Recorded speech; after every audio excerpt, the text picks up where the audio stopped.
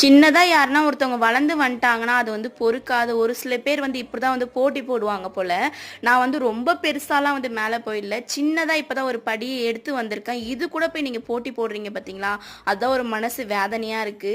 முக்கியமா இந்த ஸ்டால் போட்டதுக்கு காரணமே ரொம்ப பெருசா போணும் அந்த மாரி ஒரு எண்ணமே கிடையாதுங்க. ஒரு பீஸ் வாங்கி சாப்பிடணும்க்கா. டெய்லியும் வீடியோ பார்க்குறேன். 1/2 கேஜி, 1/4 கேஜி வாங்க முடியல. அந்த மாரி ரீசன்லாம் சொல்றீங்களா? உங்களுக்காக மட்டும் தான் நான் இந்த ஸ்டால் போட்டிருக்கேன்.